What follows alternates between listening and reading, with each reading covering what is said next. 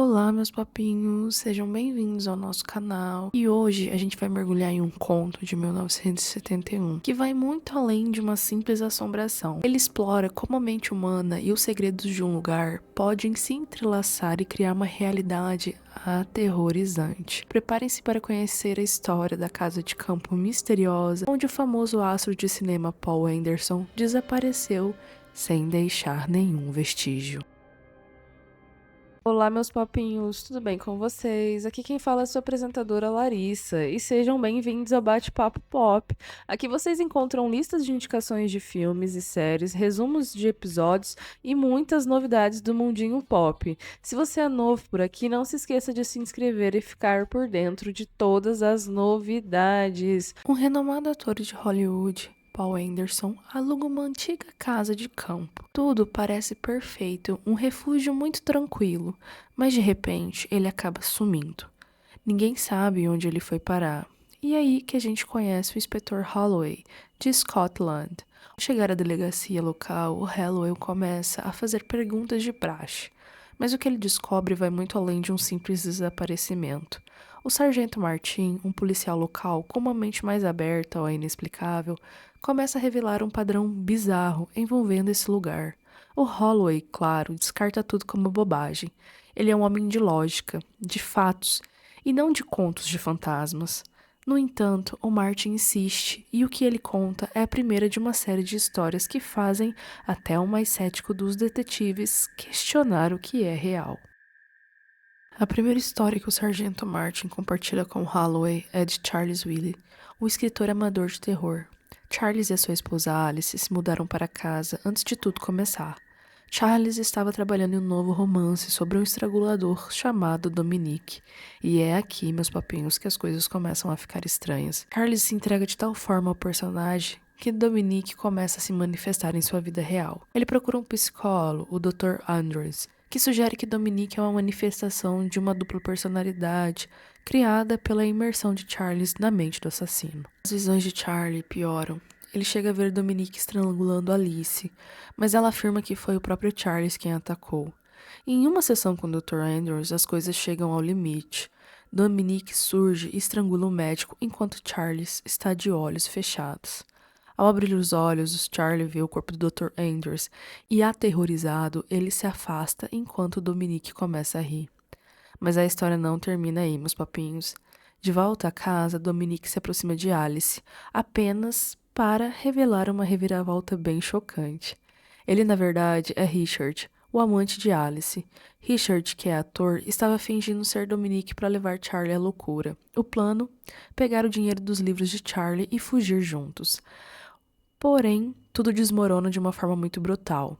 A Alice recebe uma ligação da polícia informando que tanto o Dr. Andrews quanto Charles foram estrangulados até a morte. Richard, consumido pelo seu papel, agora ele acredita ser Dominique. E em um clímax horripilante, Richard, Dominique, estrangula Alice, rindo histericamente. O sargento Martin conta a Holloway que Richard foi encontrado sobre o corpo da Alice, ainda rindo. Martin sugere que não foi apenas a loucura induzida pelo papel. Holloway, claro, continua cético, mas a próxima história é ainda mais peculiar. A segunda história que Martin compartilha com o inspetor Holloway é a de Philip Grayson, um corretor de imóveis aposentado que se mudou para casa após os eventos com Charles. Grayson, inicialmente, ocupa-se com seus hobbies, mas logo a solidão começa a o consumir. Em um dia perambulando pela cidade, ele se depara com um museu de cera. Lá, ele encontra uma escultura de Salomé que o choca por ser parecido muito com a mulher por quem ele se apaixonou, que havia morrido há pouco tempo. O proprietário do museu revela que a escultura foi baseada em sua falecida esposa, executada por assassinar o seu melhor amigo. Perturbado, Grayson jura nunca mais voltar ao local. Seu amigo, Rogers, chega à casa de Grayson. Os dois foram rivais românticos pela mulher no passado, mas acabaram se reconciliando após a sua morte. No dia seguinte, o Grayson leva Neville para um passeio. e eles avistam um museu de cera. Apesar das tentativas de Grayson para dissuadi-lo, Neville entra no museu e fica obcecado pela escultura de Salomé. Neville tenta deixar a cidade, mas não consegue abandonar a escultura. De um motel local, ele liga para Grayson, informando sobre a sua situação. Quando Grayson chega, Neville já se foi para o museu de cera. Grayson descobre que, para o seu horror, a cabeça decepada de Neville foi adicionada à exposição. O proprietário do museu surge e revela uma verdade macabra. Ele incriminou sua esposa pelo assassinato de seu amigo para poder cobrir o corpo dela com cera e tê-la para sempre. No entanto, os homens continuaram a se apaixonar por ela, e alguns, como Neville, ficam tão obcecados que o levaram ao frenesi assassino. O proprietário, então, acaba atacando Grayson com um machado e adiciona sua cabeça à exposição de Salomé. O Holloway pergunta se Anderson se mudou para casa em seguida, mas é informado que houve outro inquilino antes dele. Holloway, no entanto, não fica para ouvir a história. Ele está farto dessas fantasias e decide conversar com o corretor de imóveis A.J. Stoker. Insinua que tentou avisar sobre o segredo da casa e pergunta se Holloway já adivinhou. Holloway acaba ignorando ele, achando tudo um absurdo, perguntando sobre o inquilino anterior a Henderson. AJ então começa a última e mais perturbadora história. O viúvo John Reid se muda para sua casa com sua filha Jane e sofre de pirofobia, um medo intenso de fogo. O John contrata a Anne, uma ex-professora, para ser tutora da Jane. Anne rapidamente se conecta com a menina, ajudando a superar seu medo de fogo e aprendendo a ler. Mas ela começa a suspeitar que John é muito abusivo com a filha, mantendo Jane isolada e negando-lhe brinquedos e contatos com outras crianças. A Anne confronta o John sobre sua paternidade, perguntando se ele culpa Jane pela morte da esposa. E a resposta é chocante. John diz que está feliz com a sua esposa morta. Anne consegue que John a deixe comprar alguns brinquedos para Jane. No entanto, ao encontrar uma boneca entre os brinquedos, ele arranca de suas mãos e joga no fogo. Jane, em segredo, começa a ler livros sobre bruxaria. Uma noite, durante o apagão, John percebe que algumas velas desapareceram. Furioso, ele questiona Jane e dá um tapa em seu rosto, para o horror de Anne. Jane usa secretamente as velas para criar um boneco de voodoo, que ela usa para deixar o John acamado. John então revela a Anne um segredo terrível. A mãe de Jane era uma bruxa, e a Jane também é. Ele explica que seus métodos parentais eram para impedir que Jane machucasse alguém. Quando Jane começa a atacar John novamente através da boneca, ele diz a Anne para encontrar e tirar a boneca dela, para impedi-la que ela mate-o. Anne encontra Jane do lado da lareira acesa, segurando a boneca. Anne tenta convencê-la a entregar a boneca, mas Jane, com um sorriso muito maligno, joga a boneca no fogo. Anne ouve aterrorizada enquanto John queima até a morte. Holloway, descrente, considera essa história a mais ridícula de todas e exige que Stoker finalmente fale sobre Henderson. Stoker esclarece que avisou Henderson para não alugar a casa, sentindo que não seria adequado para sua personalidade, mas ele acaba cedendo quando Henderson insiste. E então ele conta uma história. Paul Anderson, o ator temperamental e veterano de filmes de terror, acaba se mudando para casa enquanto estrela um filme de vampiros, sendo filmado nas proximidades. Anderson é um grande fã do gênero e fica irritado com a falta de realismo do filme, especialmente com o manto usado por seu personagem vampiro. Ele decide comprar um manto mais autêntico e acaba visitando um antiquário de propriedade bem enigmática. Hartman oferece um manto preto após ouvir os pedidos de Anderson, que o compra. Antes de sair do local, Hartman diz a ele para usar o manto para o propósito a que se destina. Em seu camarim, Anderson descobre que ao usar o manto, ele não tem reflexo.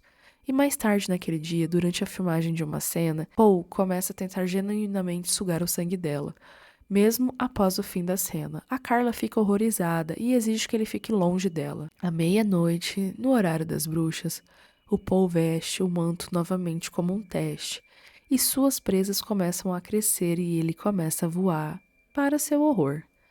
Paul lê no jornal que a loja de Hartman pegou fogo e o cadáver foi encontrado lá dentro, identificado como tendo centenas de anos. Paul percebe que Hartman era um vampiro e que ele deu um manto a Henderson para que pudesse passar seus poderes para ele, permitindo-lhe morrer. Henderson pede desculpas a Carly e a convida para sua casa. Ele explica a sua situação, mas ela está cética e exige que ele prove, colocando o manto. Henderson reluta, pois é meia-noite, mas ele finalmente obedece. Paul fica aliviado ao descobrir que nada acontece, mas rapidamente percebe que o manto havia sido substituído por um outro adereço. Carla veste o manto e revela que ela, na verdade, é uma vampira enviada para transformar Henderson em outro vampiro, já que a maioria dos vampiros admira sua representação de sua espécie. Carla voa em direção a Henderson gritando e começa-o a transformar em um vampiro. Holloway, apesar de todas as histórias, se recusa a acreditar em Stoker e vai até a casa. É quase meia-noite e a casa está sem eletricidade. Ele explora a casa à luz de velas, eventualmente entrando por um porão trancado. Lá ele encontra e mata Henderson, agora um vampiro completamente transformado. Mas antes que ele possa entender o que aconteceu, Holloway é morto por Carla. Na manhã seguinte, Stoker se aproxima da casa. Em um momento que quebra a quarta parede, ele se dirige diretamente a nós, o público, e pergunta se entendemos o segredo da casa. Ela reflete a personalidade de quem mora nela e os trata como tal.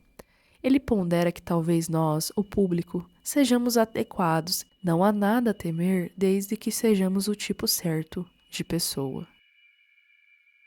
O filme foi produzido pela Amicus Production, um estúdio britânico que era a principal rival da Hammer Films no cenário de terror nos anos 60 e 70. A Amicus se especializou em filmes de antologia e A Casa que Pingava Sangue é considerado um dos seus melhores exemplos, mostrando a qualidade de suas produções e seu talento em criar terror atmosférico. Embora tenha elementos sobrenaturais, o filme inclina-se bastante para o horror psicológico. Cada história explora como a mente dos personagens e suas inseguranças e obsessões acabam levando à ruína. A casa atua mais como um catalisador para a loucura interior do que uma entidade maligna por si só, meus papinhos.